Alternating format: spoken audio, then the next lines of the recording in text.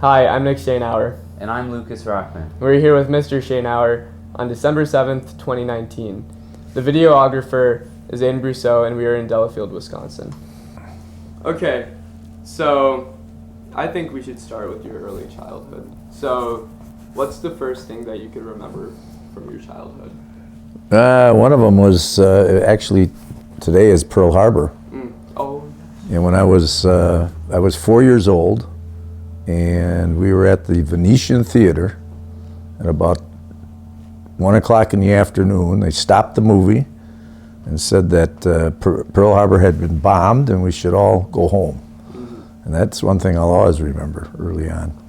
And there were some other things when I was even a little bit younger than that, riding my little tricycle on the sidewalk and so on. But So, do you remember how you felt when it was announced that Pearl Harbor was bombed? Well, you know, being 4 years old, I knew it was something serious because everybody was pretty shook up about it. But you know, at 4, it didn't make a big impression on me. But I think for the next 5 years, I spent the summers up in central Wisconsin, in Cato, Wisconsin. My grandparents would pick us up on Memorial Day and take us up there, so we weren't in the city because there was a polio epidemic. So that's the things I remember. Okay. Did you enjoy being up north more than being in Milwaukee or no? You know, I didn't have a lot of friends. I mean, this town had 14 people in it, and there was Clifford Kirk and me and a guy by the name of Zahorik, Don Zahorik. And so you didn't have a lot of people to play with, but it was a farm area, so you were involved with doing thrashing, and they would have, you know, doing hay pickup and everything else. So that was kind of fun. But there was nothing else much to do there. So. So when you were 4 years old and you experienced the Pearl Harbor when they announced that, where were you living at the time? I was living on 38th Street, just 2 blocks north of Center Street. So what was your neighborhood like? It was a German neighborhood. There were, you know, Milwaukee bungalows there. They were houses that were probably built in the early 30s, late 20s. Lots of kids. I went to a grade school starting in 5th grade, St. Anne's, which was on 36th and just south of North Avenue, and there were like 400 kids in that school. It was an immense school, so a lot of families, young people. You mentioned that there are lots of kids in the families. Did you have any siblings? I had a sister, Jackie, who was 4 years older than I am. So, you know, she was so much older that we didn't do much together, although we had some common family friends in the neighborhood. So, but, you know, she was, you know, I was in grade school, she was in high school. When I was in high school, she was gone, college, and then she went in the service. So, you know, we weren't real close that way. So, let's see here. What did you and your friends like to do for fun when you were in grade school? Well, it was a lot different. There were no organized sports. So what you'd do is you'd come home, change your clothes, grab your glove, go over the open lot, choose up sides and play baseball, or choose up sides and play football or whatever. There was a park nearby called Sherman Park, and they had, you know, merry-go-rounds and teeter-totters and all kinds of playground things. In the winter, they had a ice skating area, so we would go up to the park. Sherman Park is still there. It's on Sherman and Burleigh, but that was typically it. As I say, there was no organized sports at all. Some of the kids that were really good baseball players then played some organized baseball, but that was pretty much it. Summertime, we would get on our bikes and ride to Hoyt Park or out to Silver Spring Park and swim for the day at the swimming pools. So that was pretty much what we did. Did you and your friends go to a lot of baseball games when the Braves were when the Braves came, I was already they came in '53, so I was a junior at Marquette High, and yes, we did. I think it cost us 50 cents to sit in the bleachers, Oh, wow. so it wasn't very expensive, and it was fun to go there. So, did you change grade schools at all? Yes. Or change where you were living? Yeah, when I went through 4th grade at St. Anne's, and then my folks moved from that neighborhood to 51st and Roosevelt Drive, and then I went to St. John de Nipmuc grade school for 4th through 8th grade, and So then Marquette High after that. If you don't mind me asking, what was your family like economically, or what did your parents do for work? My dad managed a Walgreens store on 3rd in Wisconsin, and was also a pharmacist, and so he had that was a very good job.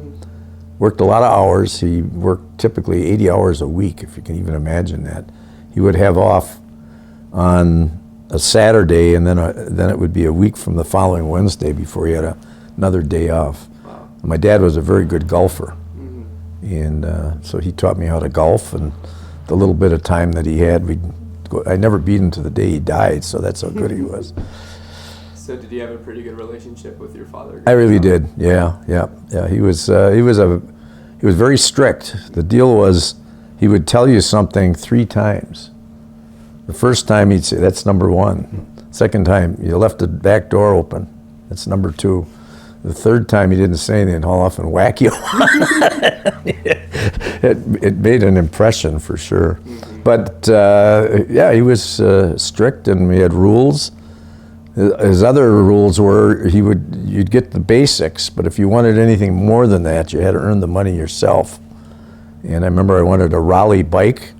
This was the first bike that had a shift. It had a 3-speed shift on it, and it was $75. He says, "Well, save it up and buy it." So that's what I had to do.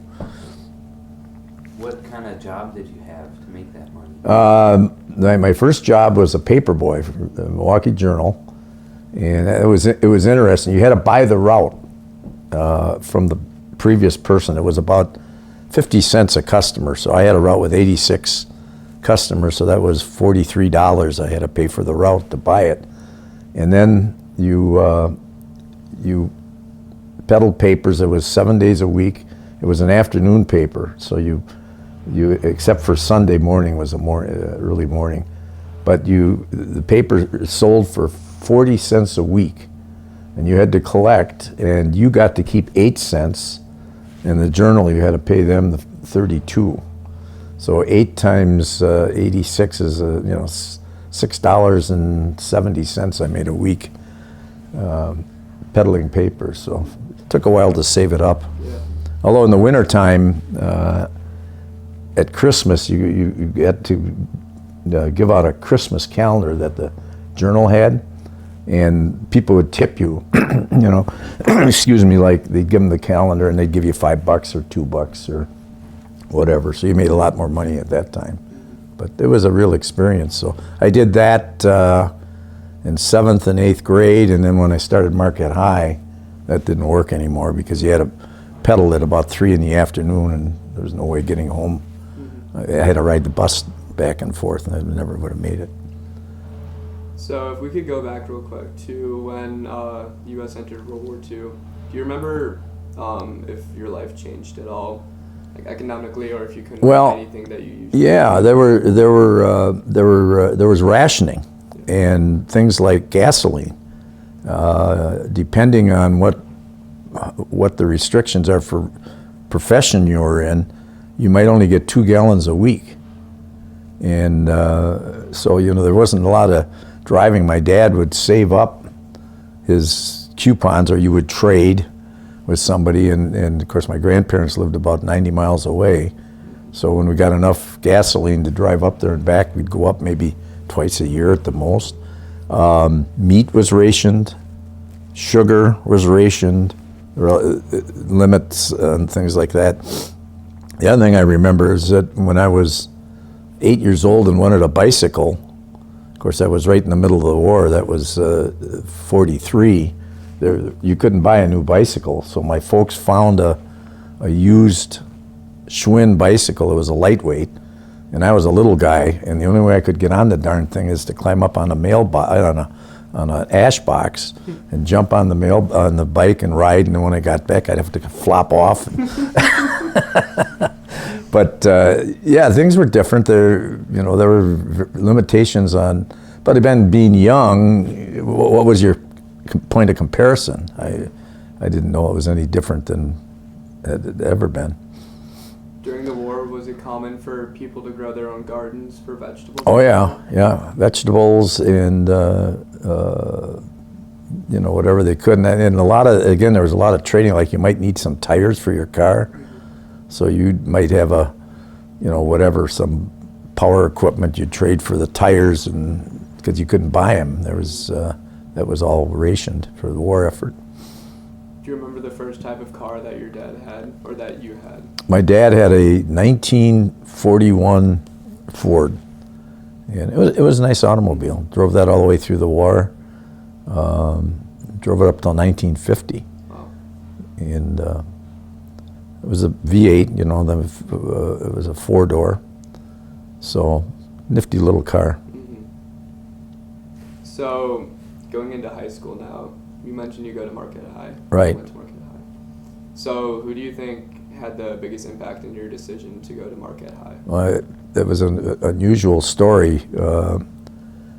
When I was in 8th grade, which would have been 1950, and where I lived, the majority of the kids either went to Messmer High School, which was a Catholic school, or Washington High, which was the public school. But there were so many kids of that age that you couldn't go into high school until your sophomore year. You had to go to a junior high. And there were places like Mother Good Counsel had a 9th grade, and St. Catherine's had a 9th grade. So, unbeknownst to me, there were 5 mothers at the kids at the St. John de Nippemock. Nobody had ever gone from St. John de Nippemock to Marquette High. So they got together and decided they would push us to take the exam. And so the approach was, hey, you got to go somewhere for 9th grade. Why don't you take the exam and see what you think? So we took it, and there were 5 of us took the exam. 4 of us made it. A kid by the name of Billy Karras, who was the smartest one of the bunch, didn't make it. I don't know why. So once we got there, of course, we never left. So that's how we got there. It was kind of almost by accident, but it was a great thing for me. So where were you living when you were in high school? 51st and Roosevelt Drive. Roosevelt Drive is about 3 blocks north of Burleigh on 51st Street, and it was a kind of a middle of the road neighborhood. There were some very nice homes along 51st Street. The Coles from Coles Department Store lived on that street, and Jim Hanley, Leo Hanley, was a Supreme Court judge in the state, so that was a little higher level, but very nice neighborhood. Okay. Was that neighborhood primarily German also? It was actually split between a kind of a German and a Jewish. It was a 50% Jewish neighborhood. So since you went to Marquette, did your family have a religious background? Yeah, we were Catholic, Roman Catholic. Would you go to church every week, every Sunday? We did. It so happens that this parish I was in, my great uncle was the pastor. So you'd go to confession and he'd say, "Tommy, what time is it?" So, yeah, and my family was pretty strict about going to church and everything. So we went every Sunday. So would you say religion plays a large role in your life in shaping who you are? Absolutely. Yeah. I mean, it's to me, it's a comfort. If you have a problem, you get somewhere else to go than just to try to work everything out yourself. So yeah, it's been a big part of our lives. Yeah. So in high school, what was your favorite subject? Math and physics. I think I mentioned that the way I got into engineering is I had a physics teacher by the name of Father Ostertag. In our senior year, I was taking physics, and one day he said, "Hey, Tom," he said, "I want to see you after class." Oh, now what did I do? And he said, "What are you going to do for college?" And I said, "I don't have a clue. My dad was a pharmacist." And he always said, "Don't be a pharmacist," because they had to work so darn hard. And so I said, "I don't have a clue." And he said, "You should go into engineering." I knew nothing about it and looked into it, and it was a good fit. So I would always think about that, how they didn't have any counseling. I mean, you were kind of on your own when you got done with high school, but that really helped. So in high school, did you get into a lot of trouble, or were you? Well, I was a little guy, but I had a big mouth.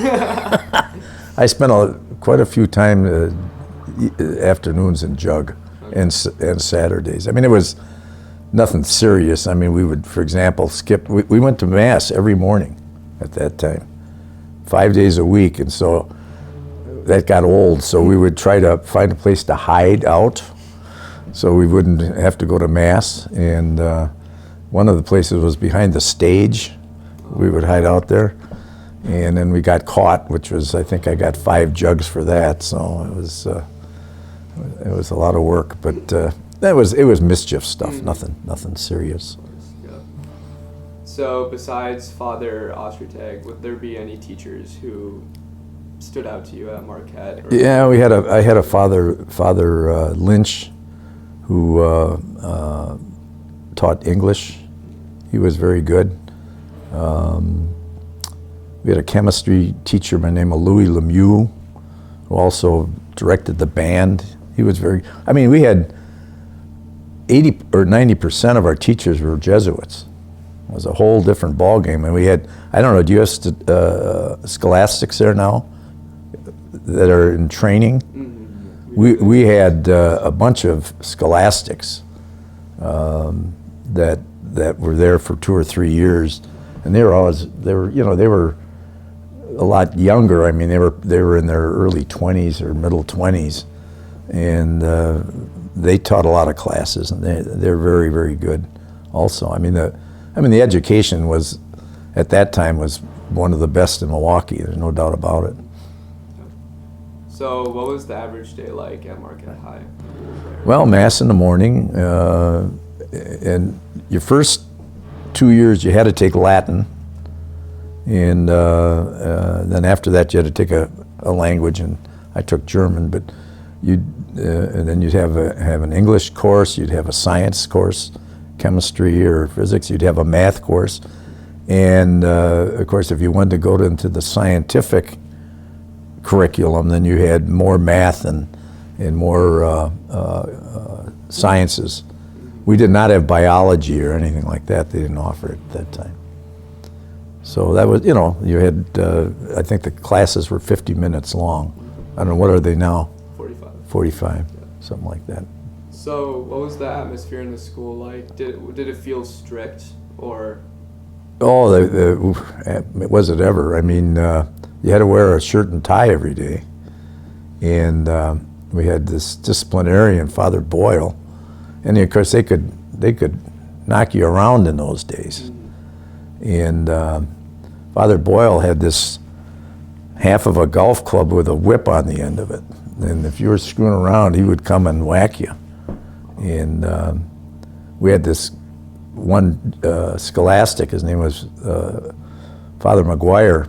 He was a little all-American boxer. And if you screwed up, he'd say, "See you in the gym at 3 o'clock." He'd beat the hell out of you. And I know if I went home and complained, my dad would beat the hell out of me. So he just sucked it up. But I'll tell you, there were I would say there's a good 5 or 10 guys after freshman year that didn't come back. Couldn't handle it.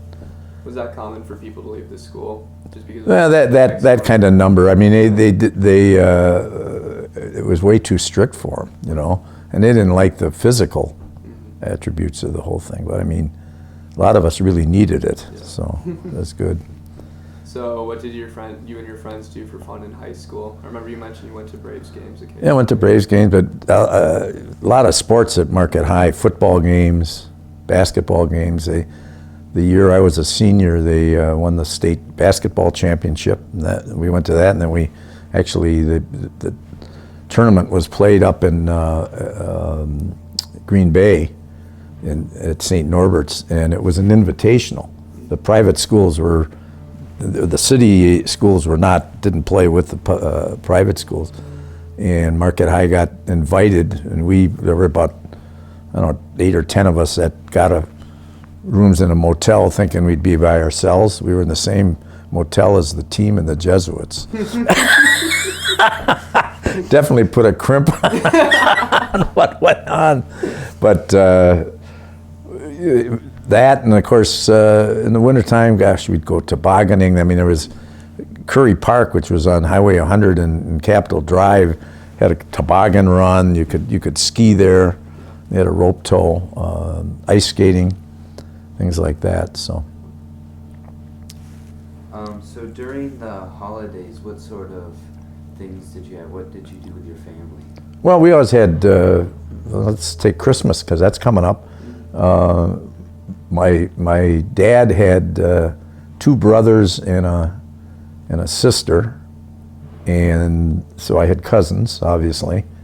And then my mom had a sister that lived with us at Toots. And so typically what we would do is we would all be together, our family, on Christmas Eve. Then on Christmas Day, my dad's mom and dad had everybody over to their place, including all the cousins and uncles and aunts. I don't know, it might have been 20, 25 people there. So it was, a lot of family things going on the holidays. We didn't take, we didn't take any trips anywhere. In fact, I don't think I ever left the state of Wisconsin until the year I graduated from high school. So. And so when you graduated, what college did you go to, and how did you figure out to go there? Well, I looked into engineering, and I had decided what I was interested in was chemical engineering. And the places that offered it in those days was University of Detroit, which was Jesuit, and Notre Dame. The situation was that engineering, the first 2 years were identical no matter where you went. And so my folks said, well, it'd be a lot more cost efficient if you went to Marquette the first 2 years and then transferred after that. Well, I got to Marquette, and I got involved with electrical engineering and never transferred. So that was kind of a back-end way to do it. The other thing is that if you came from Marquette High, you were automatically accepted at Marquette U. I mean, you didn't have to take an entrance exam or anything else. I mean, they knew you were prepared, so it was an easy transition. Nice. Yeah. So was it common for people to go to Marquette University after Marquette High? Oh yeah, there would be probably, I'm trying to think, my freshman year in engineering, there had to be at least 30 of us from Marquette High in that freshman engineering class. And I would say total-wise, you might have 70 or 80 of we had 203 in our graduating class. It wasn't normal to go a long way away from university. I mean, you'd go to University of Wisconsin or UWM or Marquette or schools around here, because the transportation was a problem in those days. So what year did you graduate high school again? 1954. Okay. So do you remember when the Braves won the national championship? Yeah, in fact, I got a picture to show you guys when we get into the picture thing. That was 57, and I remember they won. It was on an afternoon. I had an afternoon engineering class with a professor, Dr. Sedovy, and we all cut the classes and went down to the downtown, right in front of the Schrader. I mean, there was a big goings on there, and it was mobbed. And so the next day I came to class, and this doctor said, Schoenauer, where were you yesterday? I said, I didn't feel well. He says, sick, huh? And there's this picture in the journal, and I'm right in the middle of the picture. So I was busted, but it was an exciting time. I mean, the big celebrations here, and then they had a parade, obviously, and all that kind of thing. Mm-hmm. So, at Marquette University, was it a pretty rigorous school?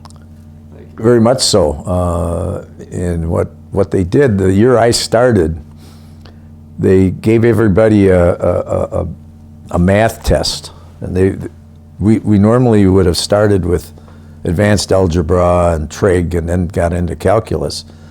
So what they did is they wanted to see if they could get a group that could start right out in calculus. And of course the Marquette High guys were so well qualified. So there was another fellow, Tom Weber and I, and they took the top 32 guys. And Weber and I, how the hell we got in that class, I'll never know. But we were together for 2 years for every class with these 32 guys, and they were really bright guys. And I remember my first quarter, I had a 99 average in chemistry, and I got a B. And I said to the professor, I said, why didn't I get an A? He says, in this group you have to have 100 to get an A. But it was really very, very rigorous and tough, particularly the first 2 years.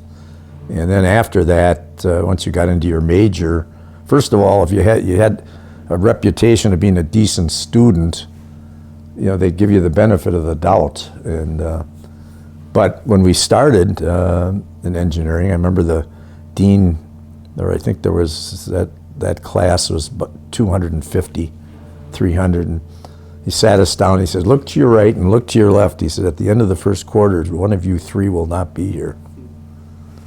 You'll be flunked out. So yeah, you had to buckle down, and I didn't do much but study and work. So at the time, I'm sure paying for college was a little difficult. Did you have a job or anything? I did, but actually it wasn't difficult. You know what a year's to what we were on quarters, okay?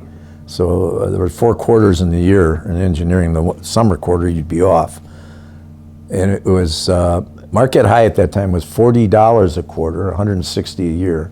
Engineering was $160 a quarter for 3, it's $480 a year. You could actually easily work and pay your own tuition. And my entire college education cost $2,257, including books and everything else. Now I lived at home, so we didn't have that cost, but that's how inexpensive it was. Wow. Amazing. So did you live anywhere else during college besides at home? I was in the co-op program, which you starting your junior year, you would go to school 3 months and you would work 3 months. And I worked for Cutler Hammer, and they'd put you in like a training program in the engineering department. And my senior year, they sent me to Lincoln, Illinois, which is in the middle of nowhere in the center of the state of Illinois.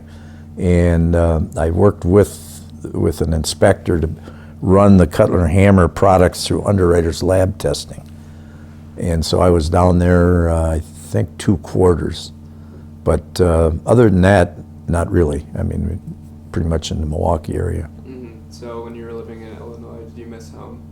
Oh yeah. And it was, I mean, I joined the Knights of Columbus because they owned the golf course. I mean, there was just nothing to do there. I mean, it was a town of 12,000 people. But I got to know the fellow that did the radio broadcast for Bradley University. Basketball was big. It was like the #1 team in the nation at that time. And so he had me come up there. That Peoria was about 30 miles away, and I would do the statistics during the game while he did the broadcast. So that gave me something to do in the wintertime. Mm-hmm. And I could, it was 250 miles, and I would try to get back home probably every couple of weeks. I'd take off Friday afternoon and then come back late Sunday night, just get out of there. Yeah. So. What was work like at Cutler Hammer? Well, what they would do is put you in different departments. I mean, you actually, you got a great overview of what went on and what was expected of engineering. I mean, they had you do some manufacturing engineering where you would work setting up processes for manufacturing products. I mean, you always worked with somebody that was a graduate, you know. And then, of course, this testing thing that we did. And then I got involved in designing automatic test equipment. And it was a broad spectrum of what would be expected of you if you graduated and and wanted to come back there and work. It was, plus you got paid. I mean, I think at the time I got paid about, what the heck was it? It's about $300 a month, which was nice money. Yeah. And then what was really good about this is that if you were in the Milwaukee area, Marquette had a night school in engineering. And what I would do is I would look at the next quarter and I'd take the toughest course that I would have to take, and I would take it in night school. And first of all, they were a lot easier on the guys that were in the night school.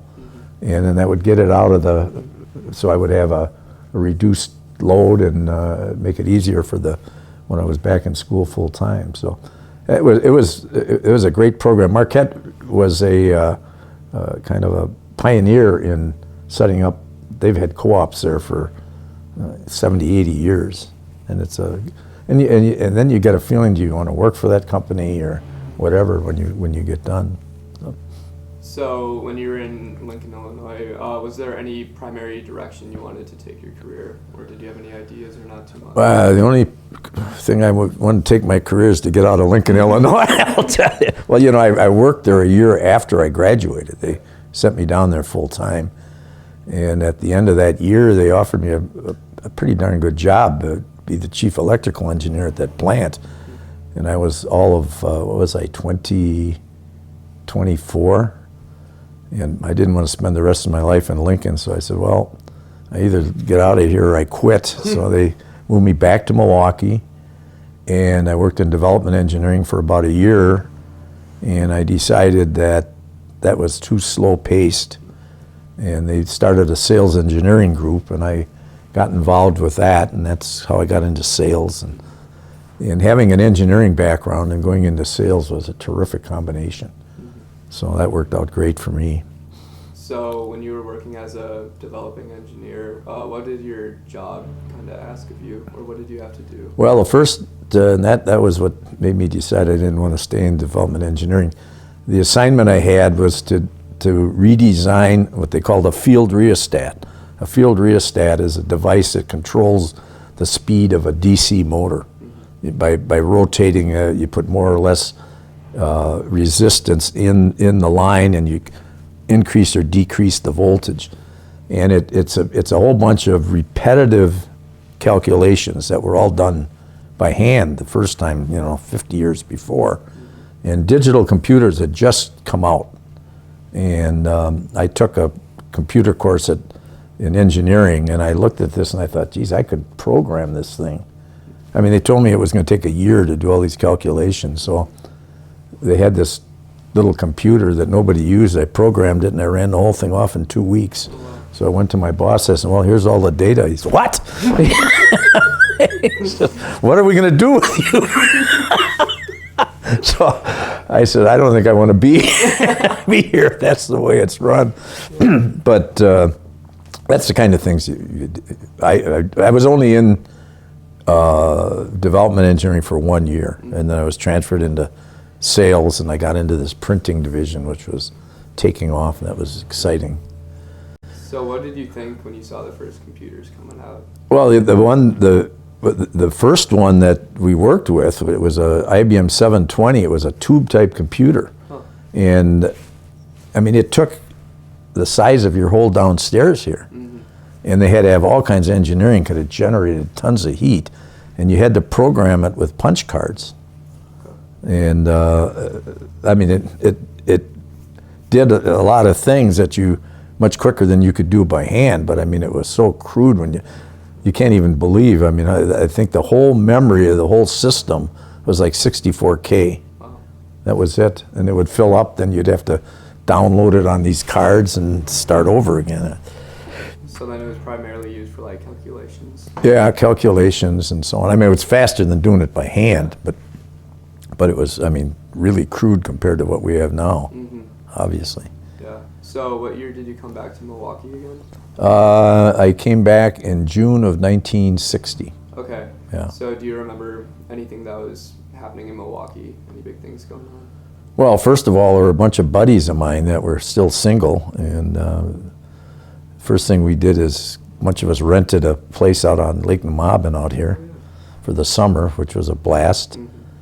And then we rented a house on 68th in Wisconsin. Got the nickname of Purity Manor. 6 of us, and then the next summer we were on Pewaukee Lake and so on. So, yeah, there was a lot going on. I mean, there were a lot of single people around. And interestingly, about half, in those days, about half the guys when they graduated from college got married right after college, and the other half of us were kicking around and for another 6-7 years. So it was, but there were a lot of single people around, and like when we were on Pewaukee Lake, there were probably 20 groups of guys and gals that rented these cottages in the summertime, and there was parties on the weekend. A lot of fun. Mm-hmm. So is that what you mainly did in the summers, boating? Boating and that, golf. I remember there were 12 of us that joined Lake LaBelle, because it was, let's see, it was $200 a year plus $50 for a share of stock, so you got unlimited golf, so we played a lot of golf and so on. So it was a good time. So when you moved into sales, did you like sales better than engineering? Yeah, well, it was sales engineering. What I was involved with is Cutler Hammer manufactured the drives that drove the big printing presses for metropolitan newspapers, and they also manufactured material handling equipment that took the newspapers from the press in a conveyor up to the area where they were counted and made into bundles and so on. And Cutler Hammer developed automation equipment. A typical press line might have 7 people assembling the papers as they come off. The papers would come off at the rate of 60,000 an hour. I mean, they were fast. And Cutler Hammer developed a counter stacker that could do this automatically, which, now this is 1960, and you could eliminate 6 people. So this was a tremendous cost saving for the newspaper. So that was the type of equipment I sold. But I mean, you go into a newspaper and say, well, we can cut your cost by 80%. That was not much of a sales job needed, you know. And so I traveled all over North America. And at 27 years old or 26, it was a heck of it was a nice job, a lot of responsibility, but a lot of reward also. And that, I got some very good training doing that. So in Milwaukee at this time, do you remember anything that was going on? Like, were civil rights starting to take off yet? That was a little later. That was in the middle to late 60s. First of all, the Packers played, believe it or not, played half their games in Milwaukee at that time. And in '57, when we were in college, there were 7 of us bought season tickets. So we'd go to the Packer games, obviously. You had the Brewers. Then I accumulated, so now, as you know, we got those 7 tickets, which are quite good tickets for the Packer games. But, I mean, there was always something to do. I mean, there was some event that you could take part in or sport to be involved with or whatever. Good time to be here. Yeah. And actually, we always say we probably lived in the best of times because it was after the war, so the jobs were plentiful. You could make a decent amount of money, and you didn't have all of these problems. I mean, you never worried about where you went anywhere in the city. You didn't have to be concerned that you might be involved and get shot or something like that, but it was just a real good time. Right. So the economy was good at this time, and would you say you had a lot of time to do stuff between work? Yeah, exactly. Yeah. When I left Cutler Hammer and went with A&A, Dytatech, then it was a little different because we were starting from scratch, and I did a lot of traveling. Sometimes I'd be gone a month at a time, setting up reps and so on. So that changed. I was 65 after I was married. So. Okay. So what year did you get married in? June 12th of 1965. All right. So how did you meet your wife? Carol was a secretary for my boss at Cutler Hammer, and when I was in development, and she wouldn't have anything to do with me when I was there. But then when I got transferred into sales, one of our good friends, Frank Eischen, was dating a friend at Carol's, and they kind of fixed us up on a blind date, and that's how it went. So what type of dates did you go on? Oh, we'd go to shows, we'd go out to the lake, cook at the lake, we'd water ski and swim, and go to plays, go to concerts. Okay. Typical, well, you guys do this, pretty much the same kind of things. So. Yeah, so were both of your parents still alive at this time? Yeah, my dad died in 1967, so shortly after we were married. And Carol's folks were still around too. Okay. So during this time, when you were older and stuff, would you speak to your sister often, or? Yeah, she lived in Philadelphia. When she got out of high school, she went to college for 1 year, didn't like it. She joined the Air Force, and they sent her to University of Illinois, and she became a weather forecaster for the Air Force and was stationed in Colorado Springs. And then she met my brother-in-law, Jim Wiggins, out there, and then they got married, and his father had a construction firm in Philadelphia. So when they got out of the service, they moved back to Philadelphia. So it wasn't nearby, it's 1,000 miles away.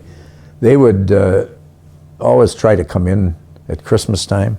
They'd actually drive from Philadelphia. They had 3 children, and then I would get out there on business trips. So she was a character, a lot of fun. Yeah.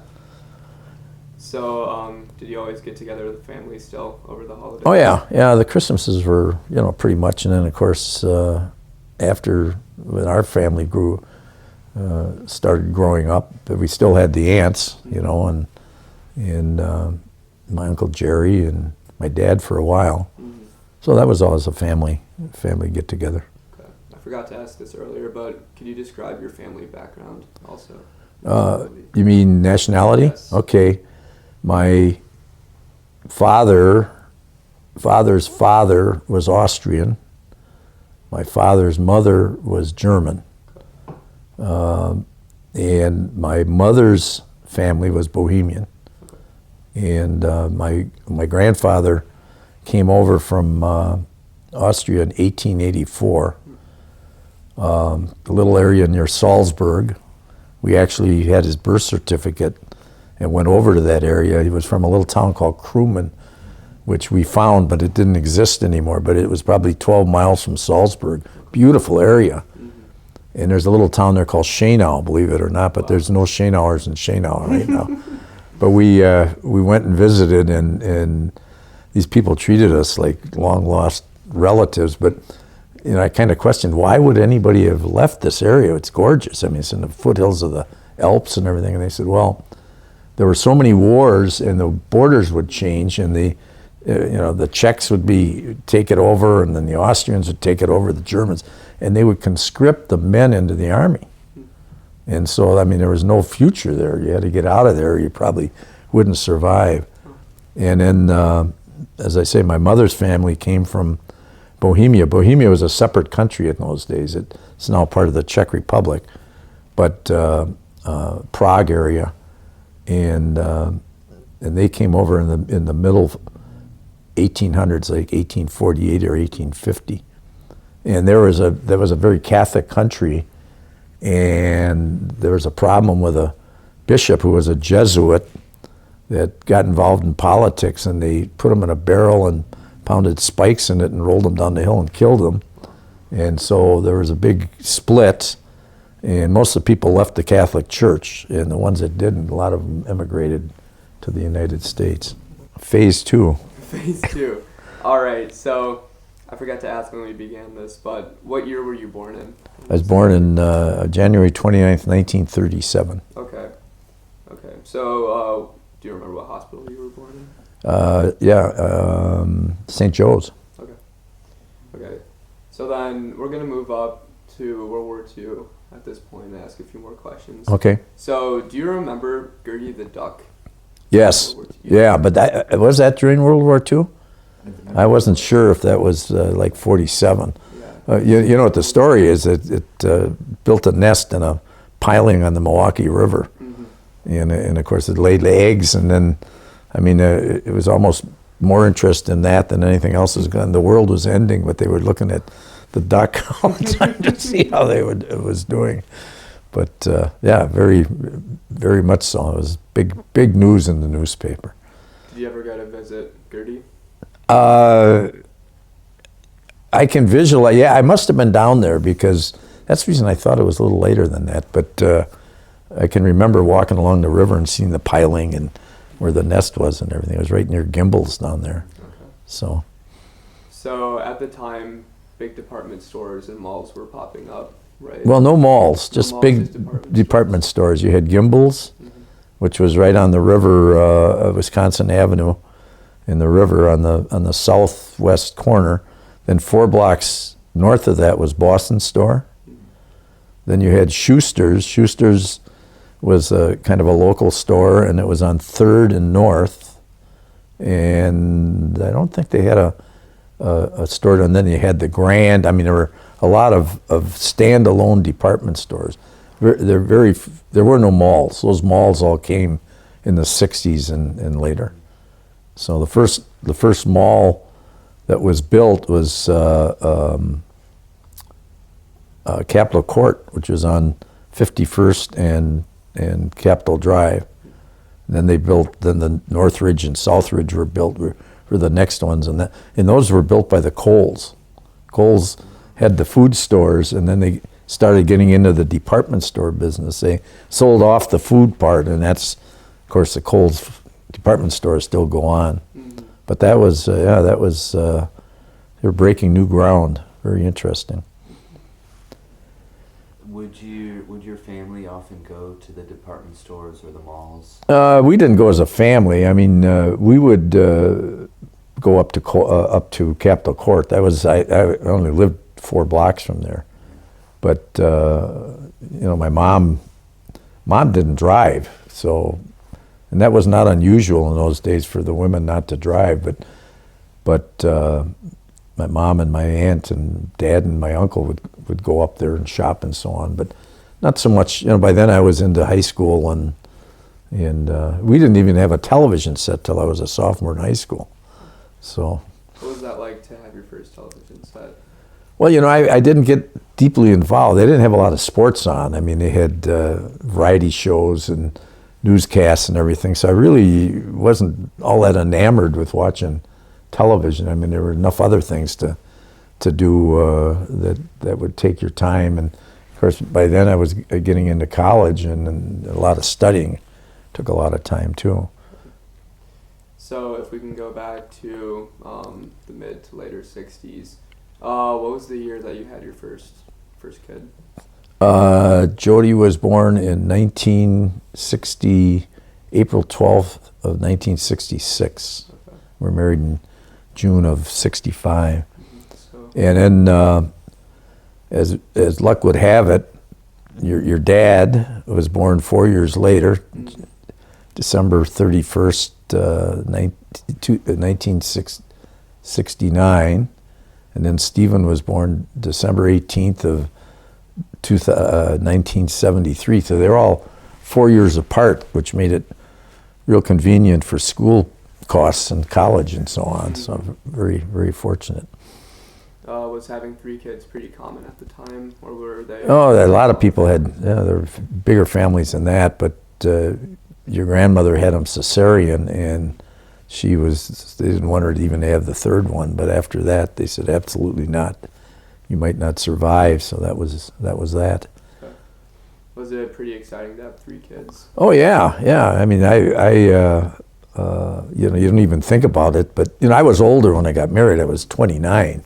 It wasn't like I was a young guy, but and pretty well established. I had a job and had some income, and it saved some money. We bought a side-by-side townhouse 2 years after we were married.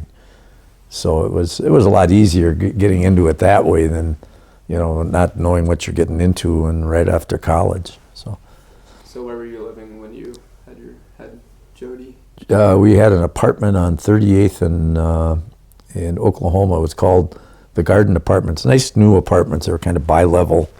You had a lower level with a bedroom, and then you had a mid-level where the kitchen was and the dining room, and then you had a half a level up was another bedroom.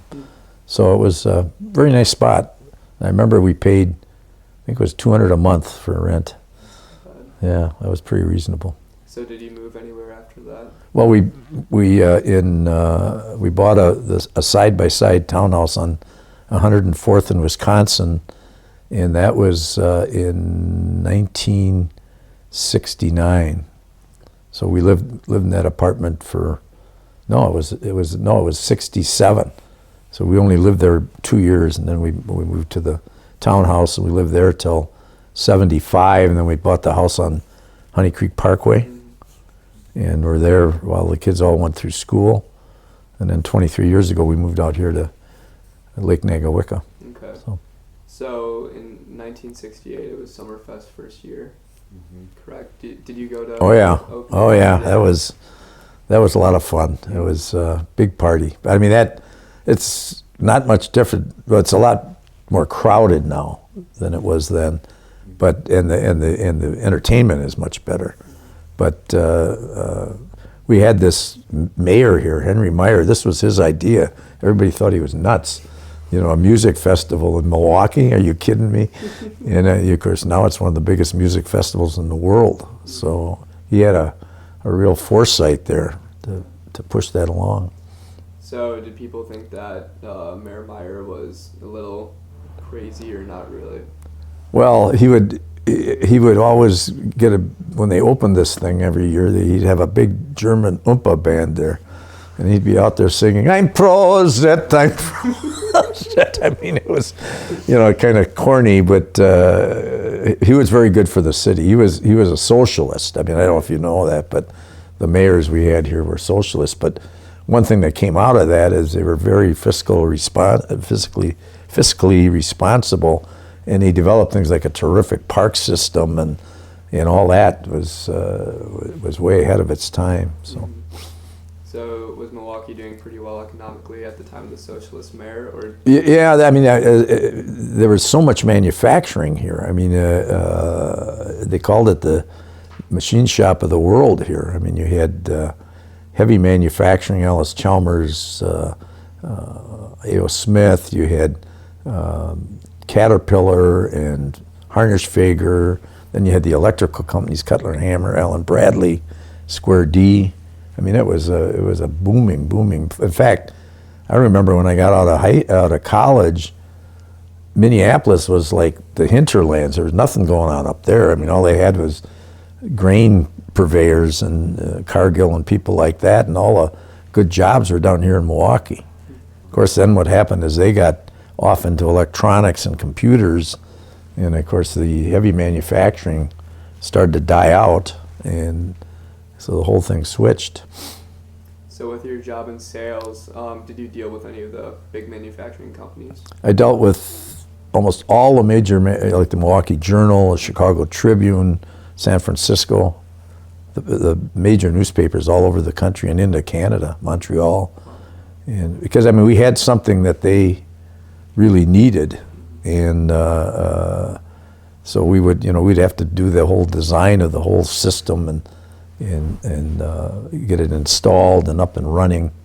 It was an exciting time. This area I was in grew by a factor of 30 in about 3 years. I mean, it just exploded. So it was a good place to be. So you were working for A&A at the time? No, that was Cutler Hammer. Then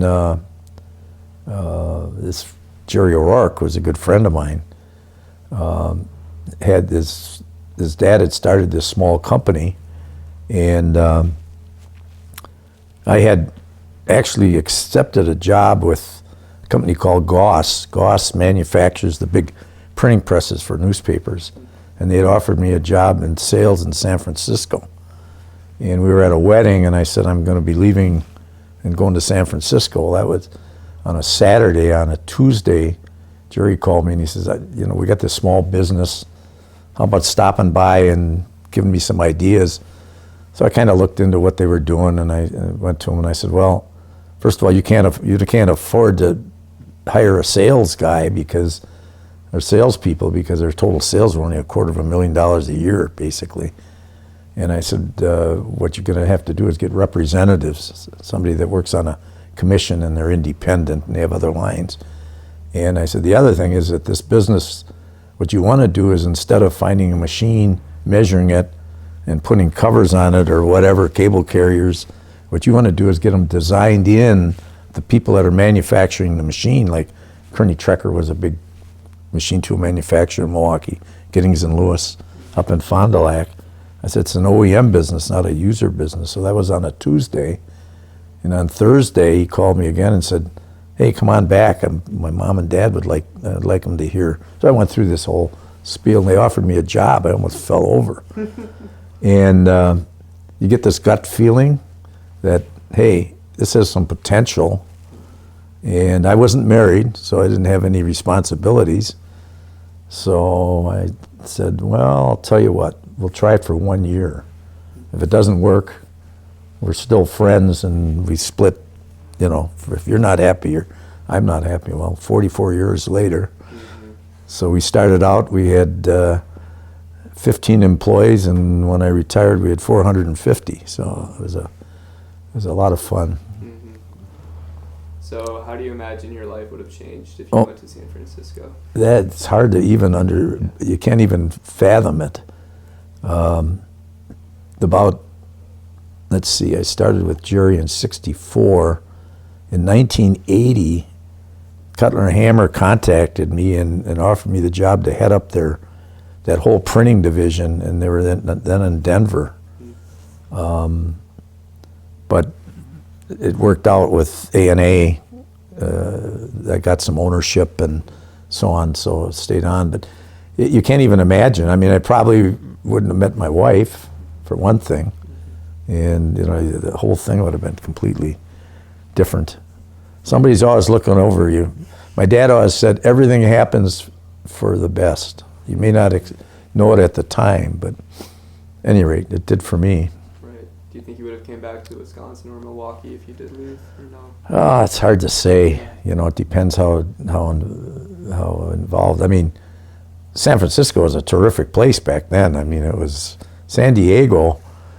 I'll never forget the first time I went to San Diego. There was under 200,000 people living there. It was like paradise. I mean, the climate was perfect, and I told Jerry we should move the plant to San Diego out of New Berlin. Yeah. But now they got 3 million or 4 million people. It's a disaster, and you can't get anywhere, and all these people driving around, and San Francisco's a mess. So it's amazing when you look back how your life comes together. There's somebody looking over you, that's for sure. Mm-hmm. So did you have to do a lot of traveling while working for A&A? Oh yeah. I started out, we had no representatives.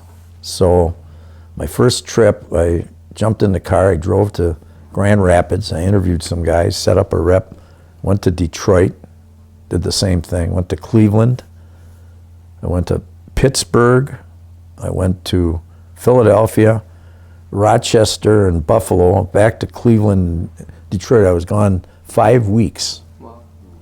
Driving from place to place. Company couldn't afford to have me fly anywhere, so I had to drive. But we got reps set up and got that started, and so I did a tremendous amount of traveling in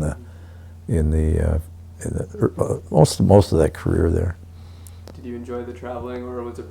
You know, one thing that we decided is we weren't going to set up any reps that we didn't enjoy being with. Mm-hmm. I mean, if you're going to be with these guys, you don't want to be with somebody that you think is a jerk and have to spend a lot of time with them. So after the first setups, there were guys that I enjoyed being with, and you know, we'd go out for dinner, or go to a basketball game in the evening, or it was better. But sitting in a crappy motel in Grand Rapids, Michigan, isn't a lot of fun. Let me tell you. So where would you normally stay when you go travel?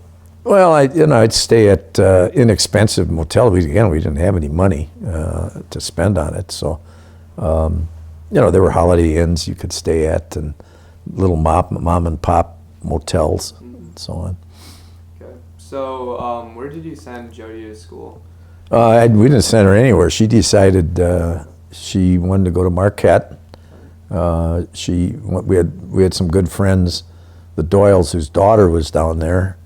And so Jody, when she was senior in high school, spent a weekend with this Doyle gal, and she loved it. And so that was made up her mind. That's what she wanted to go. And she went into communications, and she enjoyed it very much. How about Tommy and Steven? Well, your dad had an opportunity to play soccer at Marquette, but he didn't want to play for the coach. Mm-hmm. So he decided that he would go to St. Thomas, played soccer up there for 3 years. And then Stephen, they thought he'd be good in engineering, and that was a misfit. He has some very good artistic ability, and he started in engineering, dropped out at the end of one semester, and then went into liberal arts, and then got involved with MIAD. They had a program where you could spend time at Milwaukee Institute of Art and Design, and that was a great fit for him.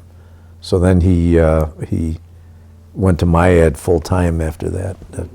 So where were you living during this time when everyone was Roosevelt Drive. Okay. I mean on Honey Creek Parkway. Okay. Yep. So what was Wauwatosa like at the time? It's not a lot different now. I mean, the downtown area obviously is more active than it was when we were there, but it was a great place to raise a family. I mean, the kids could get everywhere on their bikes or by bus. You didn't have to haul them in the car long distances or anything like that. It was just, I mean, they could, we went to St. Jude, they could walk to school. Your dad would hitchhike down Wisconsin Avenue. We'd give him money for the bus fare, and he'd pocket it and hitchhike to school. But they always had guys, that went to Marquette High or whatever, that would be driving in and would pick them up on Wisconsin Avenue. So it was easy to do. Yeah. So between work and family, did you have much time for free time to do fun stuff? Oh yeah, yeah. When I was in high school, not me. You mean when the kids were in high school, right? Well, I mean, I was working quite a bit, but we started renting the place up on 7 Mile Lake. Went up there the first time when I think Jody was 2 years old. We did that every summer. Then for 10 years, then we had a place on Lake LaBelle for 10 years for 2 months during the summer. And of course I was near the golf course, and so yeah, we did those things. We went to Destin almost every spring for Easter. Went to Disney World, I think 5 times. We always had a bunch of couples and kids that probably 4 or 5 families that would do this. So you traveled a good amount with your family? Oh yeah. We did a trip out east. Went to Washington, D.C. and down to Williamsburg, and did another one out to Boston and up in that area. So yeah, we did quite a bit of traveling. Fun. Did you guys do anything in the winter at all, like skiing? Oh yeah, we the first ski area to ever open up in the Midwest was Indian Head, and it opened up in 1959 or 1960. And we started going up there in 61. And then as the kids got older, we started going up as families. We'd have 6 or 7 families, and they'd bring all their kids up. And we did that always on President's Weekend, and I think that's in February or into January. So we did a lot of that.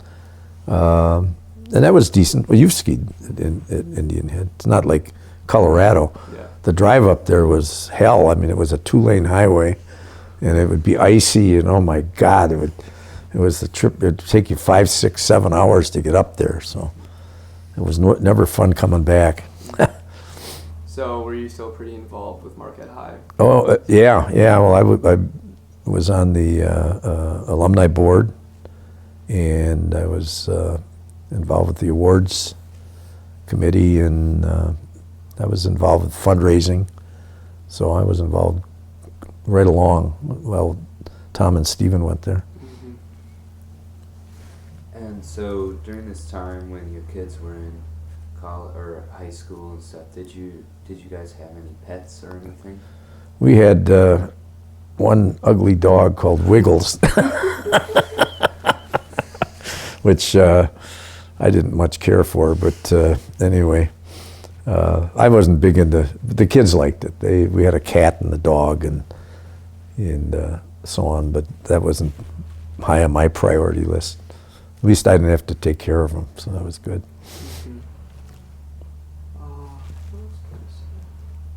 How about when did you move out here to? That was that's an interesting story because we had heard that there were some condos being built on Lake Nagawicca. This was in the spring of 1995. So we came out here on Memorial Day weekend. We're kind of driving around, couldn't find it, and the fellow said, "Well, it's on the southwest end."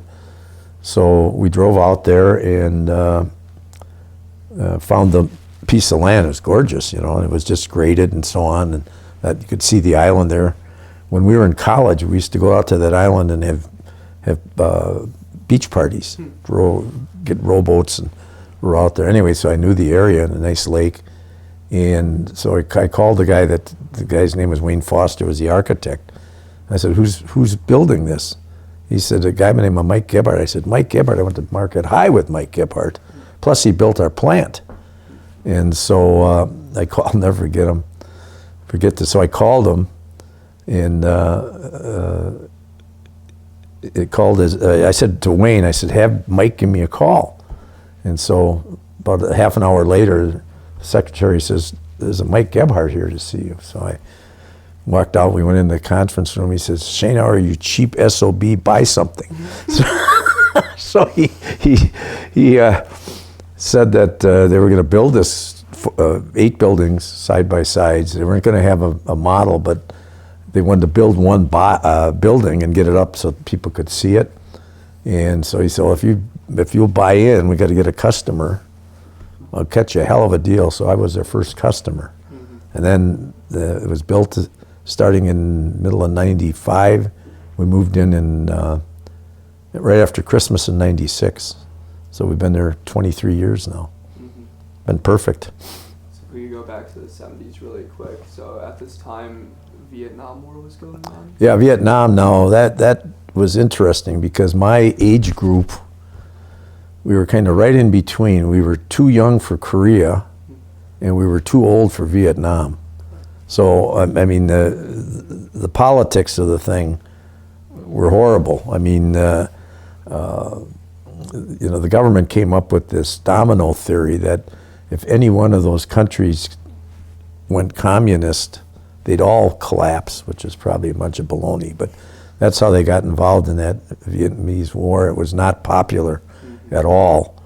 And of course there was a lot of protests and so on, and of course there was a terrible war for the guys that had to go there. Mm-hmm.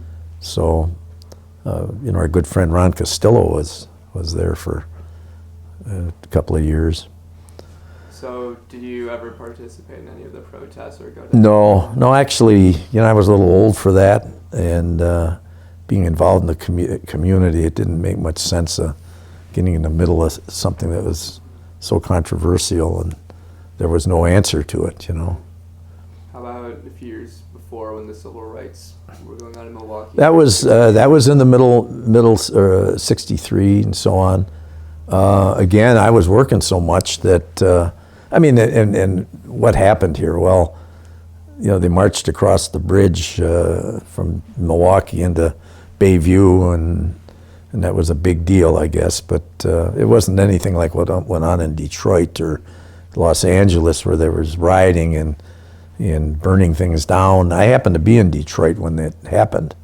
I was on the fringes of the downtown area. It's pretty scary times, but I mean, Milwaukee was pretty calm. I mean, there was not a lot of bad things going on. So there was one riot in 1967 in the summer. Were you here for that, or do you remember that at all? I was out of town. Okay. That's what the time I was in Detroit, because there was riots a couple places. So fortunately, I wasn't here. And of course, it didn't affect Tulsa, where we lived, to amount to anything. Mm-hmm.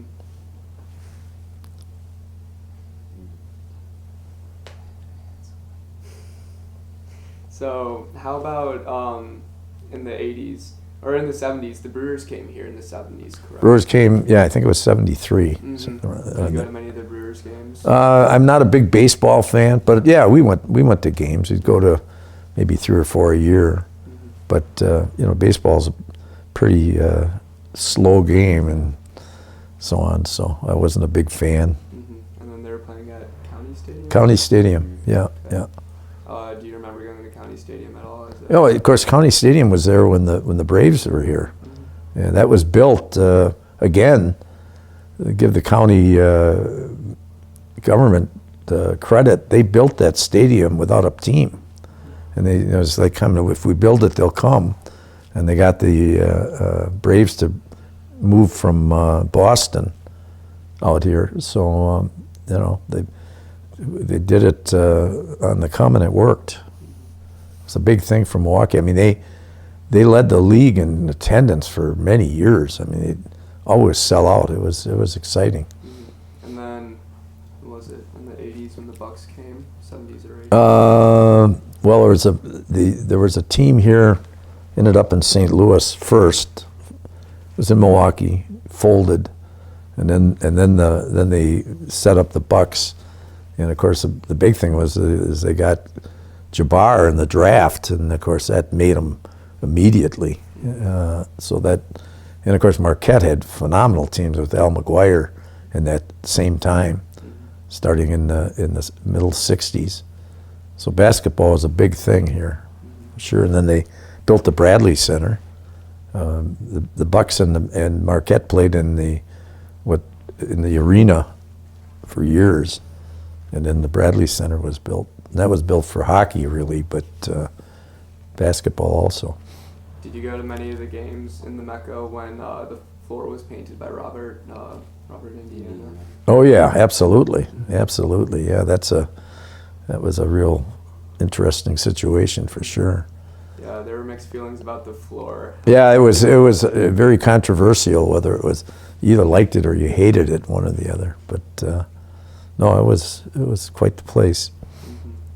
So then in Milwaukee at the time, was the atmosphere, I guess you could say, was it pretty happy because of the sports and everything going on? Oh, I think, yeah, and again, the employment was quite good. I mean, people had jobs and were earning good money, and the economy was strong. So yeah, it was a good place to live. And it slowed down in the late '70s and early '80s, but that was nationally that happened. There was a recession.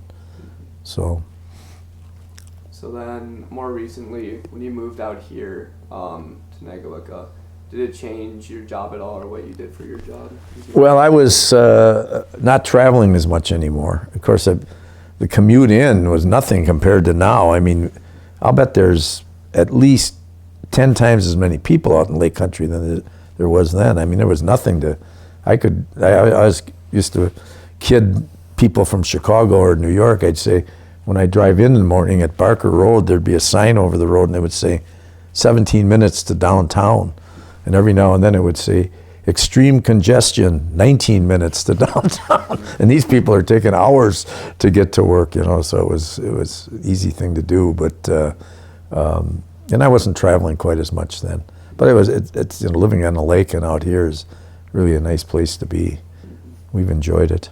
So your company was doing pretty good at this time? Oh yeah, we were growing. We had that one period in the 80s when things really slowed down. But we expanded and got into different markets. We were in machine tools and robotics and cranes and everything else.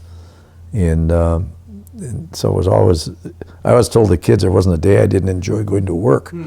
So every time your dad gets upset, he wants to quit. No. So, I forgot to ask, what exactly did A&A do? Well, the start was they made protective covers for machinery, and if you had these machines would take a piece of metal and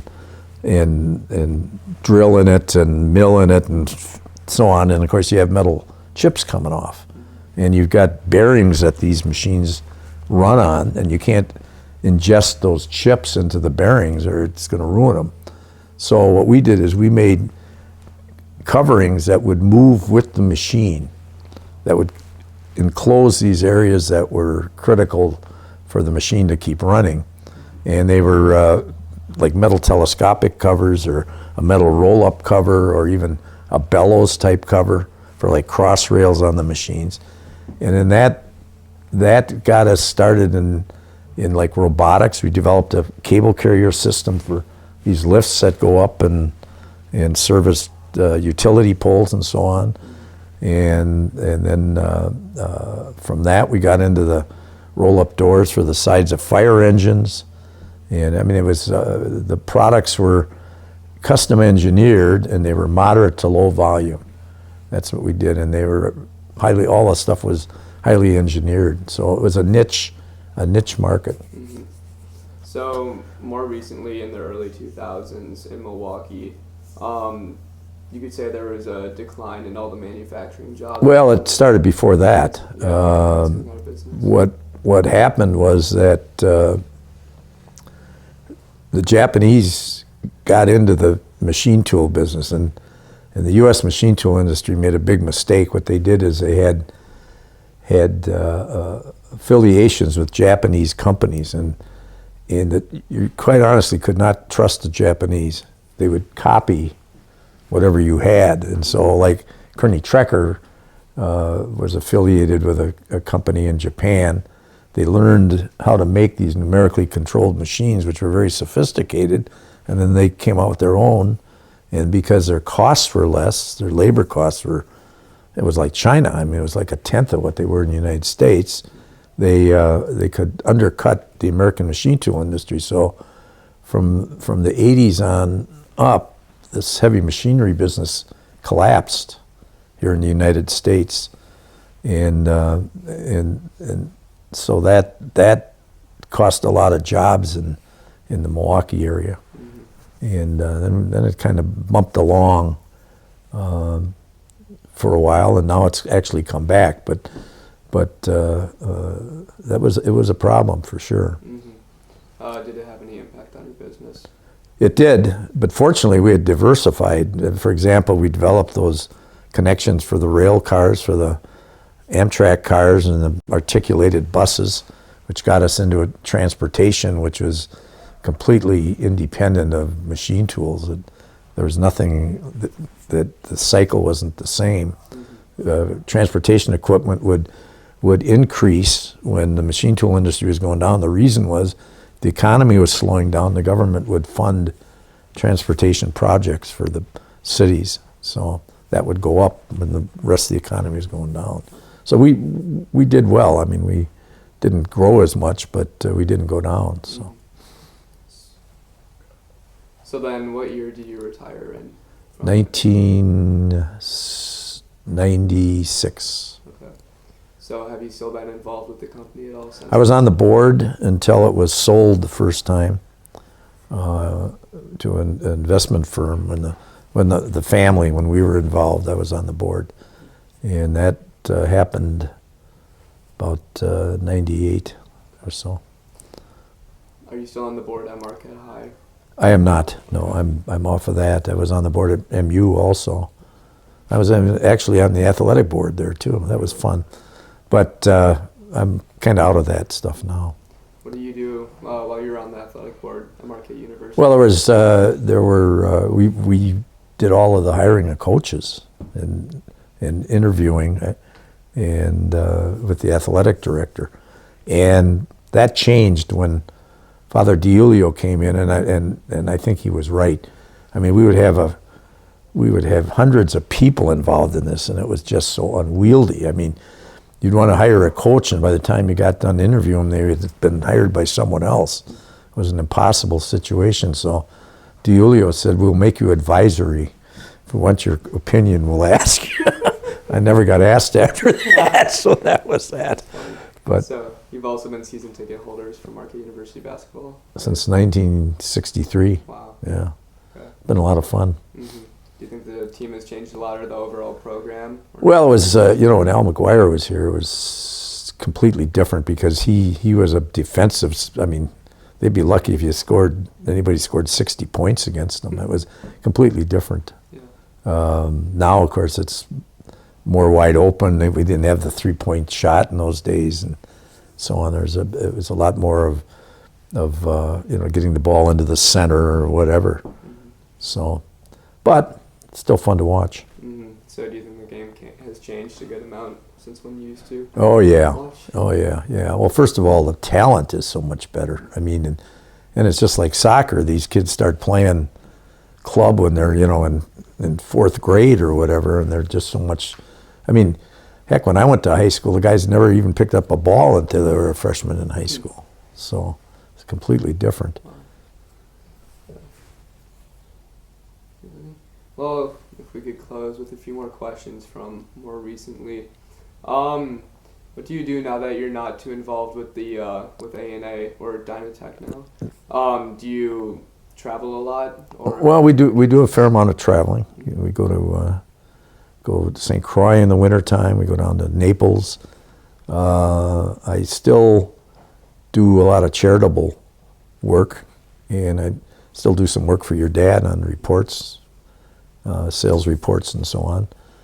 So I'm plenty busy. I love to golf in the summertime, mm-hmm. and lots of golf courses out here. So as long as your health is good, I mean, that's the key.